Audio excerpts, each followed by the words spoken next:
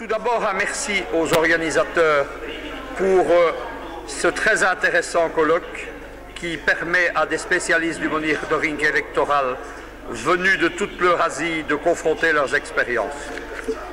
Mon organisation, c'est EOD, l'Eurasian Observatory for Democracy and Election. Nous sommes actifs en Europe de l'Ouest, en Europe de l'Est, mais aussi en Afrique.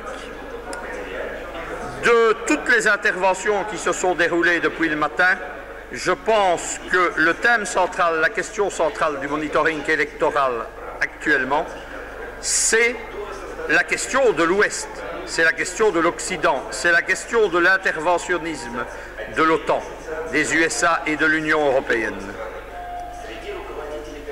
Cet interventionnisme, jusqu'à cette année 2011, intervenait principalement dans l'utilisation du monitoring électoral par des ONG occidentales pour des opérations de déstabilisation politique.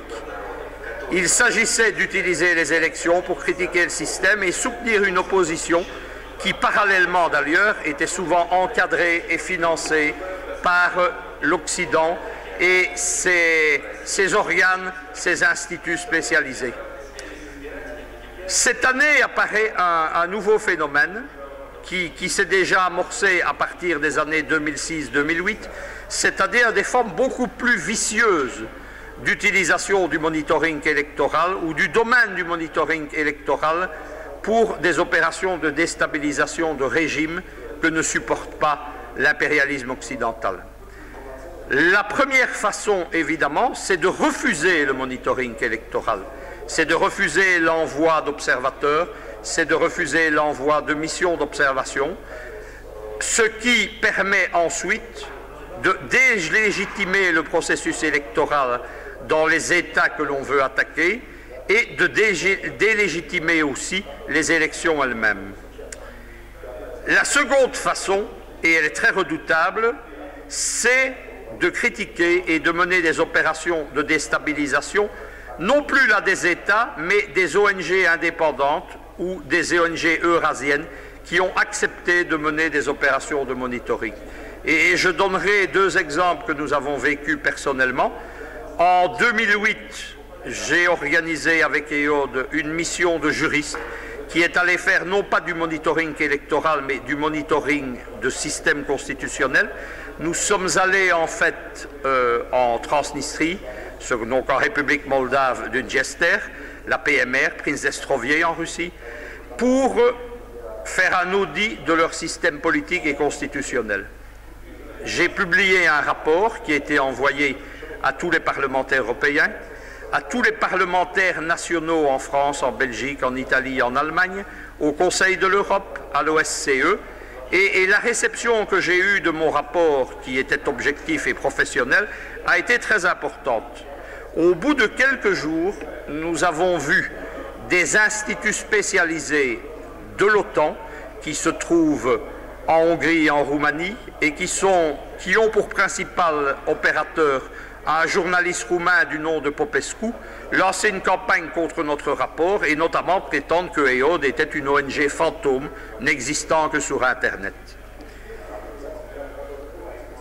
La troisième méthode de déstabilisation, et je pense que c'est la plus redoutable et c'est celle qui personnellement me préoccupe le plus, elle apparaît cette année-ci, c'est-à-dire que le monitoring électoral n'est plus la voie principale de déstabilisation, mais est simplement l'une des armes utilisées dans des campagnes beaucoup plus violentes et beaucoup plus subversives. Et nous en arrivons malheureusement au cas de la Russie en cette année 2011, avec vos prochaines élections parlementaires et l'élection présidentielle de mars 2012. Que voit-on? Eh bien, pour comprendre ce qui se passe, il faut aller de l'autre côté de la Méditerranée, en Afrique du Nord.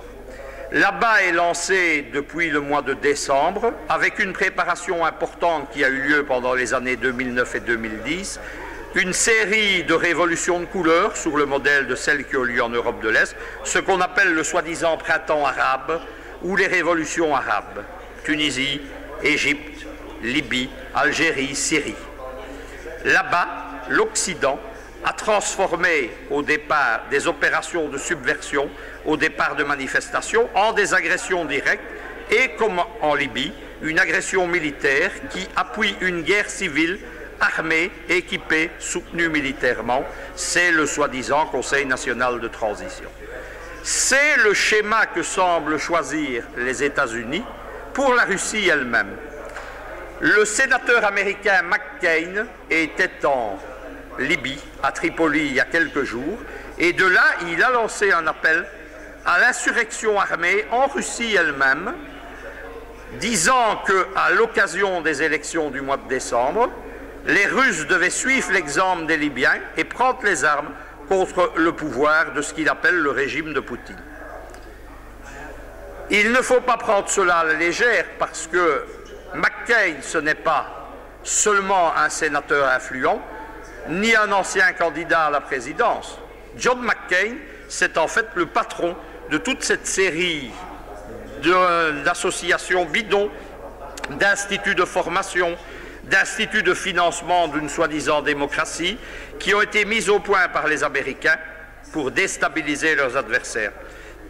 McCain est en fait le véritable patron, notamment, du groupe OPPOR que tout le monde connaît, c'est-à-dire de l'institut principal qui forme les intervenants des révolutions de couleur jusqu'en 2009 en Europe orientale, mais aussi aujourd'hui au Nord-Orient, au Proche-Orient et dans les pays arabes.